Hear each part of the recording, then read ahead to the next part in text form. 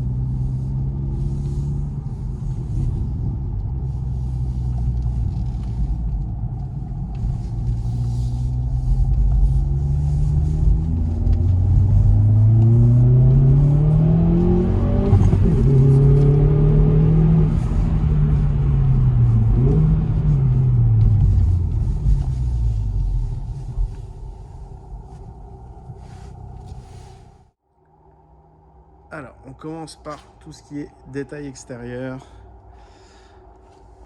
Donc, la voiture, c'est une 2018, mais elle a 35 000 km. Donc, elle est nickel. Et donc, c'est quand même une voiture qui a fait de la route. Mais malgré ça, je vois pas de petites projections de cailloux ou de choses comme ça. On va passer le long sur la lame avant. Alors, si je vois des choses en même temps, voilà, alors genre micro-impact en plein milieu de la lame avant. Ouais, si je recule de 2 cm, on le voit même plus. C'est hyper léger.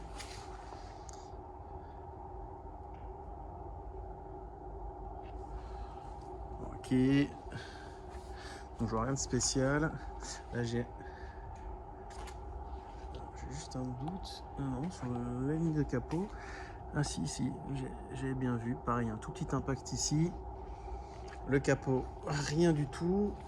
Moi, j'ai rien vu. On va faire la baie de pare-brise.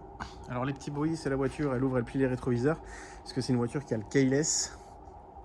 Du coup, quand on s'approche ou on s'éloigne, elle ferme ou elle ouvre.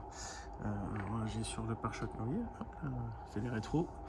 Un petit accro juste ici. Alors, je suis obligé de coller le téléphone dessus. Et on va faire le profil. Je vois pas de bosse, pas de coup de porte. Alors la couleur, il y en a qui diront que c'est le bleu perf. C'est pas le bleu perf. En fait, il s'agit d'un gris qui tire sur le bleu. Et c'est une couleur qui est pas dispo, ou qui n'était pas dispo en France, sauf si je dis une bêtise, ce qui est possible. Mais normalement, c'est une couleur qui n'était pas dispo en France. Donc c'est un peu une exclue. Si vous voulez rouler avec une voiture que vous risquez pas de croiser tous les jours.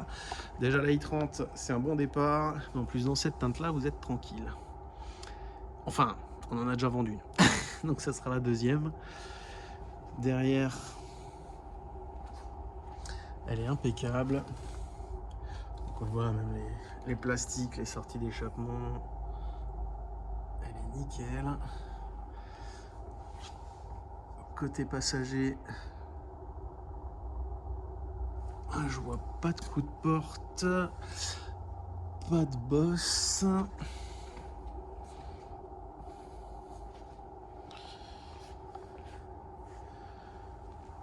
De ce côté, non plus. Donc une voiture vraiment très propre. Du coup maintenant on va passer à tout ce qui est pneus, jantes, disques de frein et plaquettes. Même si je crois, sans dire de bêtises, que la voiture sort de révision. Alors on va commencer avec la roue à l'avant droit. On est en 2,35, 35, 19. C'est du Pirelli. Du P0 d'ailleurs, même exactement. À savoir que les pneus à l'avant sont environ à 8,5, 9,5 mm. Je rappelle qu'un pneu neuf, c'est entre 10 et 12 en fonction du fabricant. Donc là, on est sur du quasi neuf. Au niveau des disques, il manque même pas 1 mm. Donc on est pareil, quasi neuf. Là, on voit bien les plaquettes. Pareil, elles sont à peine commencées à s'user. Donc vraiment, rien à prévoir avant un moment. Et bien entendu, alors ça c'est rien, c'est des petites gommettes qui mettent, je ne sais pas pour quelle raison, en général on les enlève, il faudra que je le fasse. C'est vraiment des petites gommettes comme les écoliers, c'est collé dessus. Et du coup on les enlève, voilà, ça sert à rien. Je suppose que c'est usine pour savoir, enfin bref. Donc ça dégage, ça reste pas dessus. Et par contre je vois, il y a voilà, une légère rayure sur le chrome à ce niveau-là. Autrement, la jante a l'air propre. Voilà, là j'ai une petite trace. Alors je pense que ça avait été touché, ça a été rectifié. C'est pas exactement le même poli. Alors je vais juste. Voilà, ça fait une légère différence. Bon, c'est plutôt bien fait. Autrement, la jante est nickel. Et du coup, on va passer sur la jante arrière. Avec ces petits étriers avec le N dessus. Très sympathique. Allez, on passe à l'arrière. Alors à l'arrière, pareil, Pirelli P0. Là, on est sur du 8,5 mm. Donc pareil, du pneu quasi neuf, toujours en 2,35, 35, 19. Donc si je dis pas de bêtises, d'ailleurs les Pirelli P0, c'est ce qui est monté d'usine sur cette bagnole. Au niveau de la jante, on va faire le tour. Là, je vois vraiment rien.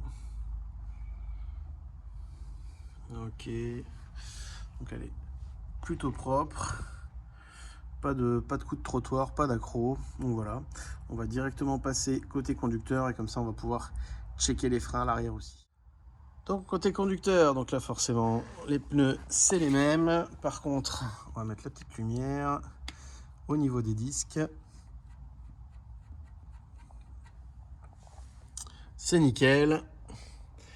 Est-ce qu'on voit les plaquettes? Alors je regarde à côté en même temps, ouais, il y a large de marge. Même à mon avis à la prochaine révision qui est dans 1 an et 10 000 km, il n'y aura pas besoin de les remplacer, sauf si vous roulez le pied sur le frein. Ce qui peut arriver, ou que vous habitez en montagne et que vous sollicitez très fortement les freins en descente. Je pense que vous êtes tranquille pour un moment. Allez, on va juste encore checker le bord de jante. Alors, je regarde à côté du téléphone en même temps si je vois quelque chose. Donc là pareil, les gommettes là, voilà, c'est collé, ça va dégager. Voilà, sinon la jante est nickel et on va encore juste checker à l'avant gauche. Et la petite dernière, donc toujours pareil pour les pneus et pour les freins, donc on est bien. On va juste checker la jante pour voir s'il y a un accroc dessus. Et là, bah là voilà, ça c'est là où il y avait la gommette, donc quelqu'un l'a déjà enlevé. Par contre, il a laissé la cochonnerie dessus. Heureusement, j'ai un super produit pour enlever les traces de colle, donc ça sera nickel. Et la jante est comme neuve.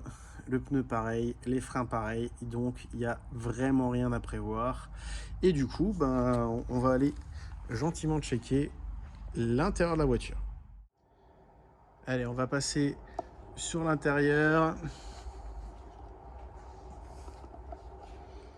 On va commencer par le panneau de porte passager. Donc on va faire les bas de porte.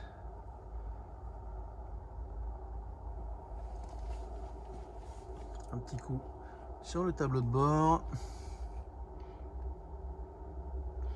On va checker le volant de ce côté. Là, sincèrement, la voiture, alors je dirais pas qu'on est sur de la voiture neuve, mais on est vraiment pas loin. Donc les sièges sport avec Alcantara et simili-cuir. Donc là on voit bien, il est nickel, en plus c'est bien rigide. Pareil là, donc on a la petite avance ici. Siège électrique, je sais pas si on voit bien, pas beaucoup de lumière. Siège électrique à réglable électrique avec lombaires dorsaux. Par contre, ils sont pas à mémoire, contrairement au côté conducteur. De toute façon, on va faire le tour des options après. De ce côté-là, c'est nickel aussi. On va faire le dossier du siège. Mais j'ai pas vu de traces de siège enfant à l'arrière. Donc à mon avis, les dossiers de siège sont aussi nickel que les sièges. Voilà, derrière la banquette est neuve. Alors là, j'ai une légère trace. Je pense que à mon avis, ça a dû être rabattu pour transporter quelque chose. Et ça a dû marquer. Hop, ah, le repos 1664, option obligatoire en Alsace. Donc c'est nickel. On va checker au niveau du coffre. Bon là niveau lumière on n'aura rien du tout. En tout cas Trapaski, banquette 2 tiers, 1 tiers. On a le plastique de coffre. Alors si ça va, on a un peu de lumière. Il est neuf. C'est juste nickel. Hop. Alors, ce beau petit feu stop, un peu type F1, mais pas en bas de la voiture, hein, mais en haut. Côté conducteur, au niveau de la portière arrière, c'est impec, c'est vraiment nickel. Le dossier du siège conducteur est nickel. Et la banquette, on l'a vu, j'ai failli tomber. Ça, c'est les risques du métier. Elle est impeccable. Alors, je vais juste checker sans regarder dans l'écran parce que parfois il y a des choses qu'on rate. En plus, pour rabattre, hyper simple, petite poignée, on tire dessus, hop, ça se couche et c'est réglé. Et le côté conducteur, la porte avant gauche, celle qui est la plus utilisée, sauf si vous passez par la fenêtre. Voilà, il n'y a même pas de traces de pied. Donc non seulement c'est une voiture pas kilométrée, mais en plus la personne qui roulait avec faisait très attention. Pas de coup apparent sur le volant.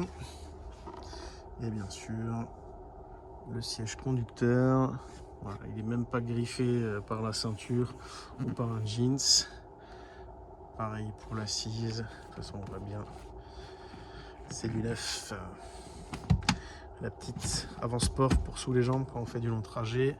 Et oh tiens, j'avais jamais remarqué, là il y a un petit bout de simili-cuir avec le N gravé dedans. Je n'ai jamais fait gaffe. Petit détail sympathique. D'ailleurs sur les seuils de porte, sur le bas de caisse, il y en a partout. Donc voilà, ça c'est pour l'état général intérieur. Maintenant on va faire le tour des options, puis on aura fait le tour complet de la voiture. Et normalement la suivante, c'est ce petit jouet là, le petit Hulk qu'on l'appelle ici. On devrait normalement avoir la vidéo de la i30 d'abord et le Huracan viendra juste après, normalement. Sinon ça serait dans l'autre sens, ben tant pis. Mais logiquement ça va être ça. Bon allez, on check les options. Alors, elle est équipée en option ou de série, je ne saurais pas vous dire, mais on va dire tout ce que la voiture elle a, c'est beaucoup plus simple. Donc elle a un front assist, donc un anti-collision, si jamais il y a quelque chose qui venait devant vous, elle vous prévient, ou elle a un freinage automatique, je ne sais pas quand il marche chez Hyundai, si c'est comme chez VV par exemple. Elle a les radars de stationnement avant-arrière, elle a les feux full LED,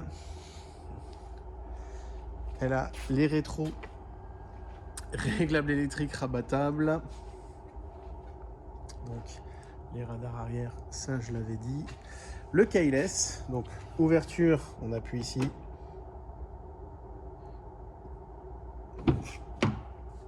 On ouvre la portière et fermeture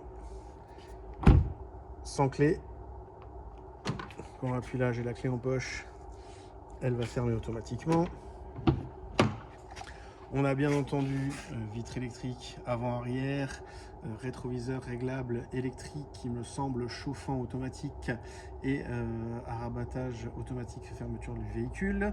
La centralisée quand vous dépassez 15 ou 20 km/h, cela va de soi. Les sièges avant conducteur et passager électrique avec lombaire et dorsaux électriques et le siège conducteur à deux mémoires. On a je vais faire la suite. Un line assist. Donc, par contre, c'est pas un line assist type VV qui vous remet la voiture dans la trajectoire, qui vous force dans le volant. D'ailleurs, c'est insupportable. C'est juste un bip de franchissement de ligne, en fait. Donc, elle a 37 800, je crois, exactement. Donc, démarrage sans clé. Voilà, petit démarrage, confirmé. Le GPS, la radio, là elle m'indique qu'il fait 2 degrés. Voilà, donc là on a le line assist qui est affiché. Elle a l'affichage des panneaux. Forcément, comme on a à l'intérieur, elle n'affiche pas les panneaux. Elle a le shift light juste en haut qui s'affiche en orange, donc qui vous indique en zone de rupture, ça s'allume comme sur une voiture de course. Là, c'est pas allumé parce que la voiture est chaude, mais normalement vous avez encore une zone orange. Donc la voiture protège les tours minutes quand elle est froide, elle vous empêche de trop monter dans les tours. Là, moi j'ai coupé le line assist. Donc là, elle a exactement 37 659 au jour où je fais la vidéo. Bien sûr, on va rouler un petit peu avec la voiture, voir si tout va bien, qu'elle n'a pas de soucis. Bon, elle était déjà au contrôle technique, tout est clean, donc c'est déjà ça. Le petit rétroviseur, je pense, Machrome qu'on peut couper manuellement. Surtout, j'ai pas vu ça. Bien entendu, feu auto, essuie-glace automatique, essuie-glace arrière, régulateur, limiteur de vitesse, tout ce qui est gestion, son, volume, décrocher le téléphone. Par contre, je ne crois pas qu'elle ait le vocal.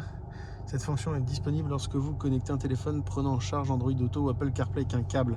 Parce qu'il me semble que celle-ci n'a pas le CarPlay, ou alors il faut peut-être brancher le téléphone pour le voir automatiquement. Nous avons le GPS, on peut mettre bien sûr en full screen. On a le mode N. Donc ça c'est pour ceux qui connaissent les Gran Turismo, qui ont eu tous les Gran Turismo, je crois que je le dis à chaque fois, mais bon ça me sidère à chaque fois. C'est vraiment un affichage type Gran Turismo, c'est génial. Et on a vraiment l'impression d'être chez les équipementiers, de pouvoir choisir les pièces sport qu'on veut mettre dessus. Donc là c'est pour les paramétrages, puisqu'on a les boutons ici, on a les multimodes. Donc d'ailleurs je vais ouvrir la fenêtre, on va l'entendre peut-être. Voilà, on est en sport, en éco, donc en normal, en sport, en éco. Donc voilà, là on est vraiment sur le mode sport, elle gueule un peu plus. Et après on a encore cette touche là, donc il la passe en N custom. Donc vous voyez, la marque custom, on peut justement paramétrer tout ce qu'on veut au niveau des sons et compagnie. Et là elle fait encore plus de bruit qu'en sport, et ce qui est absolument dingue pour ceux qui conduisent un petit peu et qui ont l'habitude de faire des doubles débrayages, donc c'est-à-dire mettre un coup de gaz en passant une vitesse, là la voiture le fait automatiquement. Donc quand vous passez en rapport supérieur ou inférieur, vous appuyez juste sur l'embrayage, vous enclenchez votre vitesse. Au moment où vous passez votre vitesse, elle va mettre un coup de gaz entre les deux. c'est juste un truc de dingue. Et en plus, vu qu'elle a une super sonorité, parce que là on est sur un modèle avec une ligne d'échappement 109 dB, ça crache du feu de Dieu, pardon. Là vous voulez mettre une demi-ligne là-dessus, vous réveillez le quartier systématiquement, quoi. C'est perso, j'adore. Après c'est clair que pour faire 1000 bornes tous les jours c'est un enfer, mais pour une voiture plaisir c'est top. Et si vous voulez rouler avec tous les jours, il suffit de la passer en mode normal, elle se calme tout de suite. Alors en équipement, on a aussi bien entendu clim auto bizone qu'on peut mettre en synchro, bien entendu. On va couper le start and stop, pardon, c'est pour couper les radars. Les sièges avant chauffants, conducteur et passager 3 vitesses. Le volant chauffant. C'est vraiment top. C'est une option qui est vraiment pas nécessaire, mais quand vous habitez dans une région où il fait un peu froid, vous partez le matin, le volant il est full cuir, il chauffe, c'est juste un plaisir. Et une fois que vous l'avez eu, mais c'est comme les sièges chauffants, vous pensez que vous n'en avez pas besoin, et une fois que vous l'avez eu, c'est mort, vous pouvez plus rouler sans. Sinon on a bien entendu donc les radars avant-arrière et bien sûr la caméra de recul. Bien entendu, il y a tout ce qu'il y a Bluetooth, elle a le DAB, donc la radio par satellite, la caméra de recul, on a 2 prises 12 volts ici, plus un USB, plus un auxiliaire, c'est vraiment super bien foutu. Et elle a encore un chargeur à induction qui est juste ici, et qui, je crois, que contrairement à ceux qui sont dans les Golf, fonctionne plutôt bien. Voilà, je crois qu'on a fait le tour complet des options.